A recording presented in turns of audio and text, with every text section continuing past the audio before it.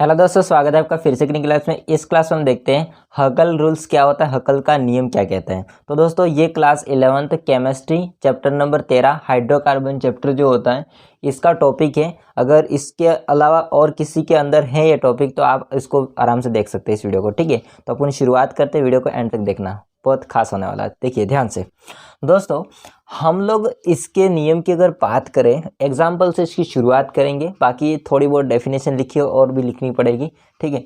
तो इसके एग्जाम्पल से शुरुआत कर लेते हैं। क्या कहता है हकल का नियम। दोस्तों हकल का नियम जो होता है वो ये डिफाइन करता है कि कौन सा यौगिक एरोमेटिक होगा और कौन सा यौगिक अएरोमेटिक होगा, या फिर हम कह सकते हैं नॉन एरोमेटिक। नॉन एरोमेटिक को दोस्तों हम बोल सकते हैं एलिसाइक्लिक। तो दोस्तों जब आप लोगों ने वर्गीकरण पढ़ा होगा कार्बनिक यौगिक का, तो कार्बनिक यौगिक होते हैं दो टाइप के होते हैं। एक होते हैं ओपन चेन वाले, ठीक है, जिसको हम कह सकते हैं हिंदी में इसको विवरण श्रृंखला वाले कह सकते हैं, ठीक है। एक तो हो जाएंगे इसमें ओपन चेन वाले और दूसरे होते हैं क्लोज्ड चेन वाले, ठीक है, यानी इसको बंद श्रृंखला, सवर्ण श्रृंखला बोलते हैं इसको। तो दोस्तों इसमें अगर बात करेंगे तो इसमें हाइड्रोकार्बन और हाइड्रोकार्बन की व्युत्पन्न वाले यौगिक आते हैं। क्लोज्ड चेन वाले होते हैं दोस्तों दो टाइप के होते हैं। ये होते एक होमो साइक्लिक होते हैं और दूसरे होते हैं हेट्रोसाइक्लिक। ये दो टाइप के होते हैं, होमोसाइक्लिक और हेट्रोसाइक्लिक। बाकी होमोसाइक्लिक होते हैं वो दो टाइप के होते हैं, एक होते हैं एलिसाइक्लिक और दूसरे होते हैं एरोमेटिक। एरोमेटिक भी दोस्तों दो टाइप के होते हैं, एक होता है बेंजोइड और दूसरा होता है नॉन बेंजोइड। एक होता है बेंजोइड और दूसरा होता है नॉन बेंजोइड, ठीक है। हालांकि ये अलग से मैंने वीडियो बना दिया है इसके बारे में, तो उसको देख सकते हैं आप आराम से, डिस्क्रिप्शन में आपको लिंक मिल जाएगा, ठीक है। बाकी हम बात कर ले हकल का नियम क्या कहता है उसको। तो आपको पहली बात तो ध्यान रखना है कि हकल का नियम एरोमेटिक, ठीक है, एरोमेटिक और नॉन एरोमेटिक जिसको एलिसाइक्लिक कह सकते हैं उनको विभाजित करता है। यानी कि हम कह सकते हैं कि कौन सा यौगिक एरोमेटिक है, कौन सा यौगिक नॉन एरोमेटिक है या एलिसाइक्लिक है। तो दोस्तों इसने कहा है कि भाई साहब एक सूत्र दिया इसने फॉर n+2 पाई इलेक्ट्रॉन ज्ञात करने का, ठीक है, ज्ञात करने का, ठीक है, जहां पर n बराबर हो सकता है, n का मान दोस्तों शुरुआत होता है 0 से, 0 1 2 3 4 डैश आगे, ठीक है। अब इसका हम थोड़ा सा देख लेते हैं क्या बात कहता है वो। अगर हमारे पास में n बराबर मान हो 0, ठीक है, तो इस चित्र में हमको रखना है 4 की जगह 4 हो जाएगा दोस्तों, और n की जगह आपको 0 रखना है पहली बात तो, ठीक है। तो 0 रखेंगे +2 तो +2 आ जाएगा, बाकी पीछे है पाई इलेक्ट्रॉन, ठीक है। 4 का गुणा 0 के साथ तो 0 होगा, 0 प्लस में जोड़ेंगे तो कितना आएगा, 2 ही रहेगा, तो 2 होगा, इसके साथ गुणा करेंगे तो कितना आ जाएगा 2 पाई इलेक्ट्रॉन, ठीक है। अगर हमारे पास में मान हो 1 तो 1 रखेंगे इसकी जगह पर, तो 4 इंटू n की जगह पर 1 आ जाएगा +2, तब इसको पुटअप करेंगे 4 इंटू 1 4, 4 + 2 कितना हो जाएगा 6, तो यहाँ पर हो जाएगा 6 पाई इलेक्ट्रॉन। अगर हमारे पास में n बराबर 2 हो तो यहाँ पर हो जाएगा 4 इंटू 2 + 2, ठीक है, पाई। अब यहाँ पर 2 का गुणा 4 के साथ में होगा, कितना हो जाएगा 8 हो जाएगा, 8 + 2 कितना हो जाएगा 10 हो जाएगा, 10 पाई इलेक्ट्रॉन।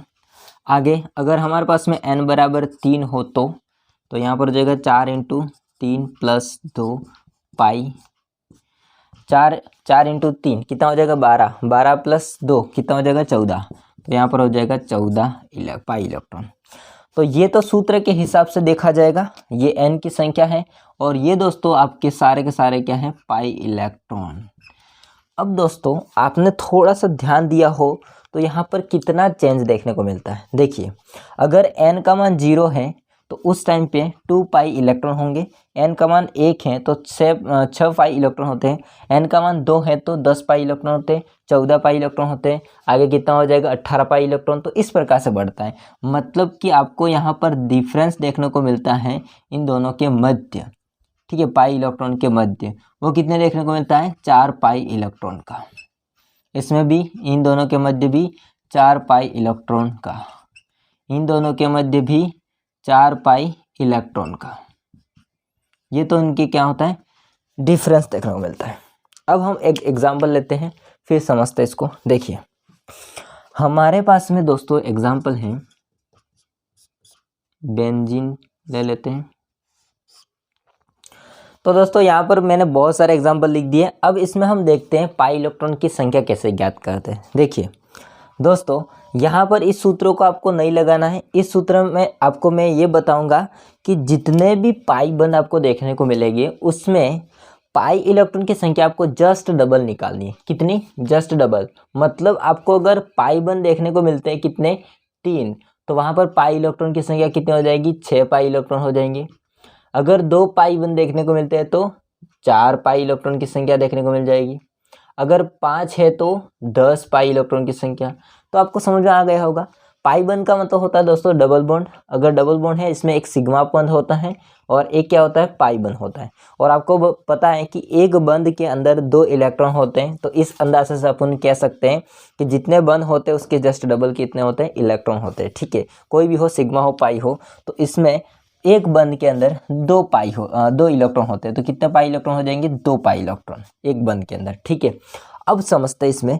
दोस्तों सबसे पहला एग्जांपल है बेंजीन। इसको हम क्या बोलते हैं? बेंजीन। अब बेंजीन को आपको समझना है हकल के नियम के हिसाब से कि ये एरोमेटिक है या फिर नहीं है, एलिसाइक्लिक है।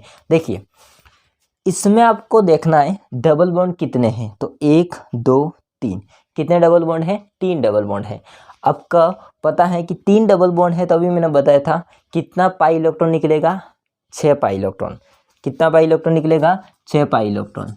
तो 6 पाई इलेक्ट्रॉन इसके अंदर पाए गए हैं। तो हम कह सकते हैं आराम से, तो 6 पाई इलेक्ट्रॉन किधर आ रहा है दोस्तों? ये आ रहा है। ओके, तो 6 पाई इलेक्ट्रॉन हकल के नियम के हिसाब से अगर देखा जाए तो ये क्या हो जाएगा? बेंजीन एरोमेटिक हो जाएगा। कैसा हो जाएगा? एरोमेटिक हो जाएगा। दोस्तों ये बेंजोइड के यौगिक है, ये भी बेंजोइड का यौगिक है, ये भी बेंजोइड का यौगिक है, बाकी ये है नॉन बेंजोइड का यौगिक। ओके, और दोस्तों इसकी बात कर लेते हैं। इसको बोलते हैं हम नेफ्थैलीन। क्या बोलते हैं इसको? नेफ्थैलीन।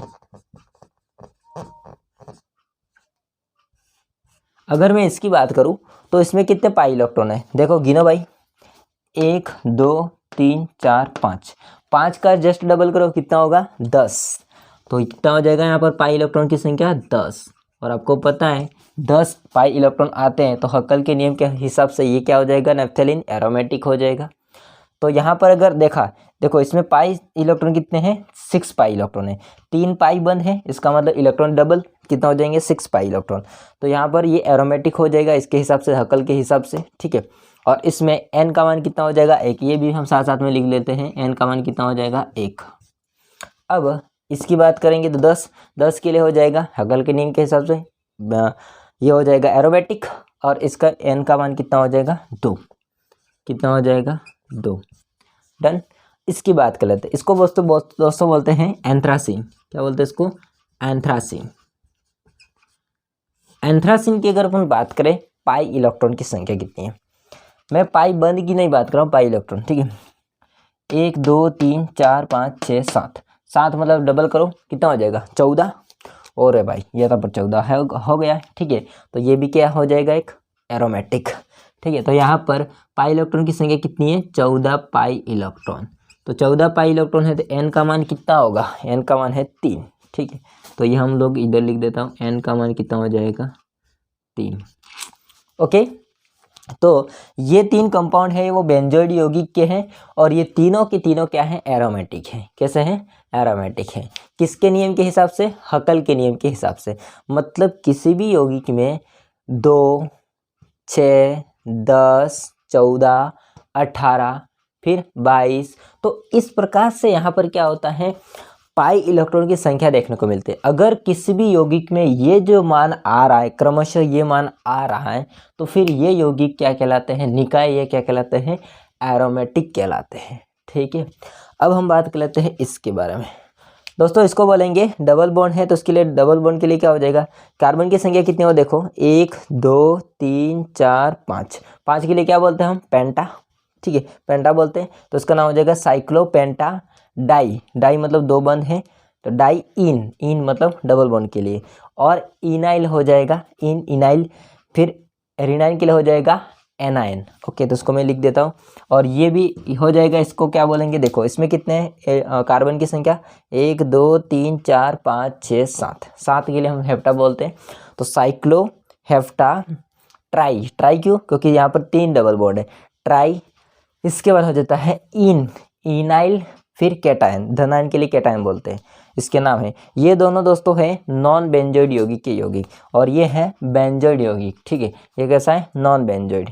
अब इसमें हम देखते हैं कि ये दोनों एरोमेटिक कैटेगरी में आते हैं या नहीं आते, हक्कल के नियम के हिसाब से। ठीक है, तो दोस्तों इसके नाम लिख दिए। इसका नाम हो जाएगा साइक्लो पेंटा, 5 कार्बन के लिए पेंटा, डाई मतलब 2 डबल बॉन्ड, इन इन, ठीक है, और इनाइल एनाइन, क्योंकि यहाँ पर रिनाइन है। ठीक है, और बाकी है साइक्लो हेप्टा ट्राई, ट्राई मतलब 3 डबल बॉन्ड के लिए, इना इनाइल कैटाइन, कैटाइन पॉजिटिव के लिए, धनायन के लिए। ठीक है, अब इसमें हम देखते हैं पाई इलेक्ट्रॉन की संख्या कितनी है। दोस्तों यहाँ पर आपको थोड़ा सा डाउट आ सकता है, पहले हम इसको देख लेते हैं, इसके बाद इसको देखेंगे।